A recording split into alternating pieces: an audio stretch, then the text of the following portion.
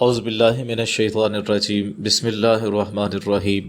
وما ارسلناک الا رحمۃ للعالمین آمنت باللہ صدق اللہ العظیم۔ احباب وقار، ہمارے آقا تاجدار مدینہ سرور قلب و سینہ صاحب معطر پسینہ احمد مجتبی محمد مصطفیٰ صلی اللہ علیہ وسلم، آپ کی ذات پاک نے 7 دن اپنی والدہ ماجدہ حضرت آمینہ طیبہ رضی اللہ تعالیٰ عنہ کا دودھ نوش فرمایا اور چند روز حضرت ثویبہ کا دودھ پیا، اور اس کے بعد یہ نیکی اور بزرگی حضرت حلیمہ سعدیہ رضی اللہ تعالیٰ عنہ کو حاصل ہوئی۔ مصطفیٰ کریم صلی اللہ علیہ وسلم کے دودھ پلانے کے لیے اللہ تبارک و تعالیٰ نے سیدہ حلیمہ سعدیہ رضی اللہ تعالیٰ عنہ کو چن لیا۔ عرب کے دستور کے مطابق قبیلہ بنو سعد بن بکر کی چند عورتیں، جن میں ایک حلیمہ سعدیہ بھی تھیں، مکہ میں بچے لینے کی غرض سے آئیں۔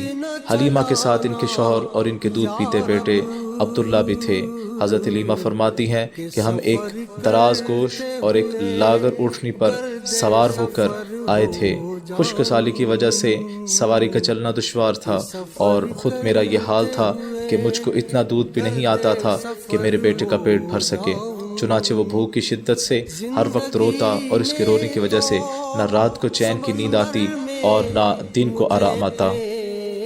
میری سواری لاغر اور کمزور تھی، جس کی وجہ سے میں پیچھے رہ گئی، اور دوسری عورتیں مجھ سے پہلے مکہ میں پہنچ گئی، اس لیے انہوں نے سب بچوں کو حاصل کر لیا۔ مصطفیٰ کریم صلی اللہ علیہ وسلم کو کسی عورت نے نہ لیا، کیونکہ آپ صلی اللہ علیہ وسلم یتیم تھے، اور جس وقت میں مکہ میں پہنچی اس وقت آپ صلی اللہ علیہ وسلم کے علاوہ اور کوئی بچہ نہ تھا،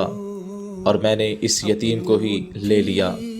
زمانہ کہتا ہے کہ ان عورتوں نے مصطفیٰ کریم صلی اللہ علیہ وسلم کو نہیں لیا، اور میں کہتا ہوں کہ میرے مصطفیٰ کریم نے ان عورتوں کی خدمت کو پسند ہی نہیں فرمایا۔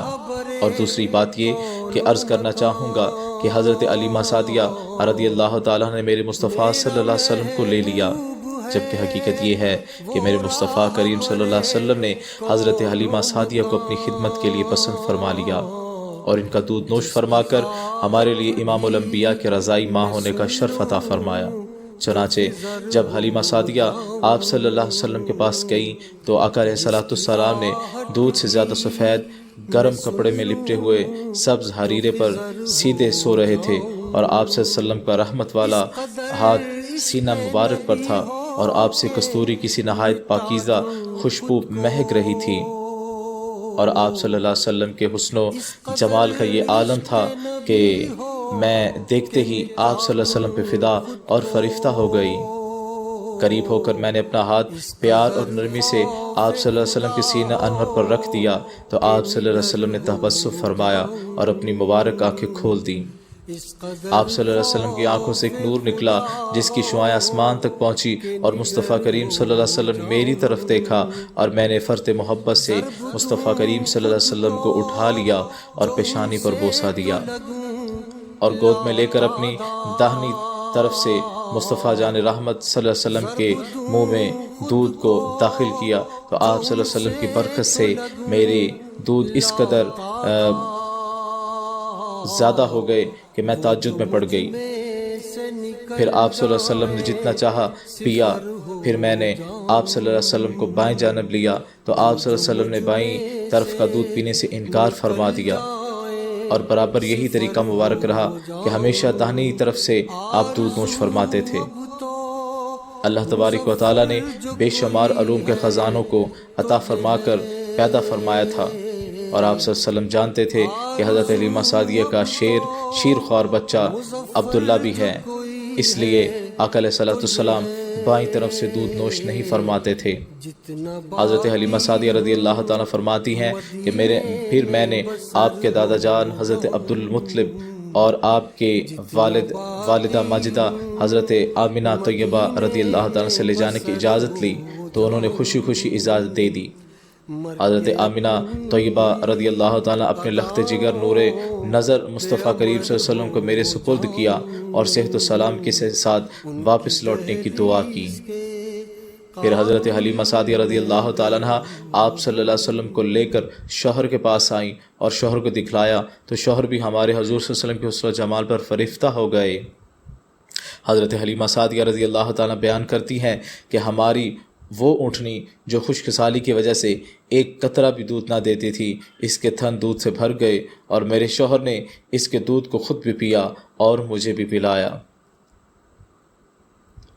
حضرت حلیمہ سعدیہ رضی اللہ تعالیٰ فرماتی ہیں کہ ایسا ہوا کہ مصطفیٰ کریم صلی اللہ علیہ وسلم کے طفیل ہمارا گھر رحمتوں اور برکتوں کا گہوارہ بن گیا۔ حضرت حلیمہ سعدیہ رضی اللہ تعالیٰ فرماتی ہیں کہ میرے شوہر نے مجھ کو بتایا کہ حلیمہ خاموش رہو اور ان باتوں کو چھپاؤ، کیونکہ مجھے معلوم ہے کہ جس دن سے یہ بچہ پیدا ہوا ہے اس دن سے علماء یہود کو کھانا پینا، سونا اور آرام کرنا حرام ہو گیا ہے۔ اگر ان کو معلوم ہو گیا تو وہ لوگ اس بچے کے ساتھ اور تیرے ساتھ حسد کریں گے۔ حضرت حلیمہ سعدیہ رضی اللہ تعالیٰ فرماتی ہیں کہ ہم نے 3 دن تک مکہ میں ٹھہرے رہے، پھر دوسری عورتیں جب واپس ہونے لگی تو میں بھی حضرت آمنہ طیبہ کے پاس الوداعی سلام کرنے اور واپس آنے کی اجازت لینے کے لیے گئی، تو میں نے حضرت آمنہ طیبہ سے کہا، خدا کی قسم تمہارے بچے سے زیادہ برکت والا بچہ کبھی میں نے دیکھا ہی نہیں۔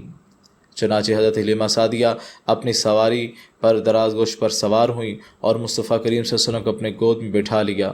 حضرت حلیمہ سعدیہ فرماتی ہیں کہ میرے سوار دراز گوش نے 3 سجدے کیے، پھر اپنا سر آسمان کی جانب اٹھا لیا اور چلی۔ سواری کا سجدہ کرنا اور آسمان کی جانب سر اٹھانا اللہ تبارک و تعالیٰ کی بارگاہ میں شکریہ ادا کرنا تھا کہ اس نے مجھ کو شرف دیا کہ میں دونوں جہاں کے سردار محبوب خدا محمد مصطفیٰ صلی اللہ علیہ وسلم کی آج سواری بنی ہوں، سرکار مجھ پر سوار ہوئے ہیں۔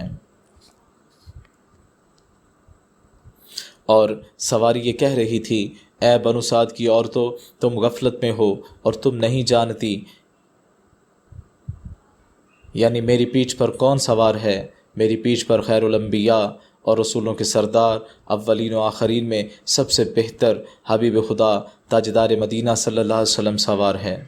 حضرت حلیمہ سعدیہ رضی اللہ تعالیٰ فرماتی ہیں کہ میں رستے میں اپنے دائیں بائیں سے سنتی تھی کہ کوئی کہنے والا کہتا ہے، اے حلیمہ، تو محبوب خدا محمد مصطفیٰ صلی اللہ علیہ وسلم کی خدمت سے قبل غریب تھی، اب دولت مند ہو گئی اور تمام عورتوں سے افضل اور اعلیٰ ہو گئی۔ اس کے بعد میں بکریوں کے پاس سے گزری تو بکریاں دوڑ کر میرے پاس آئیں اور کہنے لگی، اے حلیمہ، تو جانتی ہے تو جس کو دودھ پلا رہی ہے وہ اللہ کے رسول اور اولاد آدم کے سردار ہیں۔